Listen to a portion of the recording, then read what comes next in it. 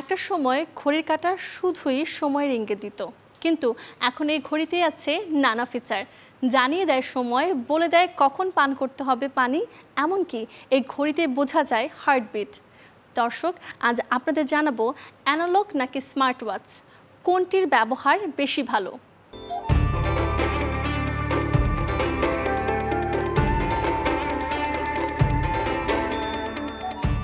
সময়ের সাথে হাল ফ্যাশনে যেমন এসেছে বৈচিত্র্য, তেমনি প্রযুক্তির কল্যাণে ঘড়িতে এসেছে ডিজিটালের ছোঁয়া। ডিজাইনের যুগে অ্যানালগের চেয়ে স্মার্ট ওয়াচের জনপ্রিয়তা বেড়েছে তরুণদের মাঝে। তাই বাজার জুড়ে অ্যানালগ ঘড়ির পাশাপাশি আছে স্মার্ট ঘড়িরও নানা কালেকশন।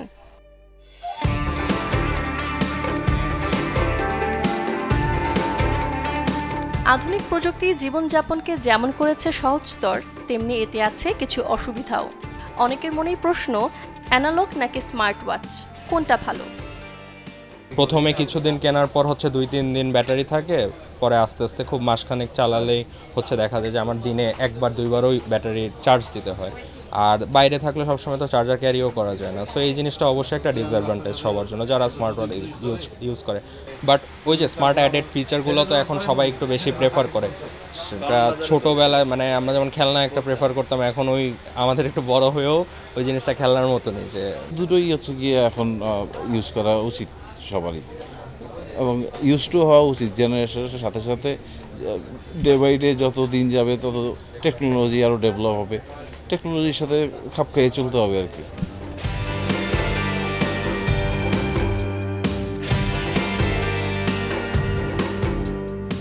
বিভিন্ন নামি দামি ব্র্যান্ডের ঘড়ির কপি কিংবা স্মার্ট ওয়াচ বেশিরভাগ পণ্যই আসে চায়না থেকে, আর দামটা হাতের নাগালে হওয়ায় নারী পুরুষের পছন্দের শীর্ষে এসব পণ্য। অলিভস আছে, তারপর টি শার্ট আছে, নেভি ফোর্সের চাহিদা মার্কেটে সবচেয়ে বেশি।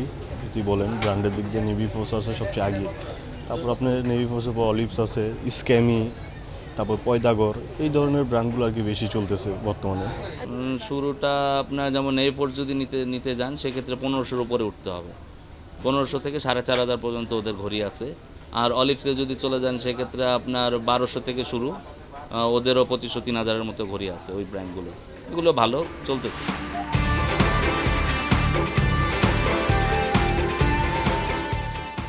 তবে ঘড়ির কোয়ালিটি অনুযায়ী আছে দামের ওঠানামা। সেক্ষেত্রে ভালো মানের ঘড়ি কিনতে আপনাকে গুনতে হবে কমপক্ষে 3000 টাকারও বেশি। সূচনা হাসান, চ্যানেল 24, ঢাকা।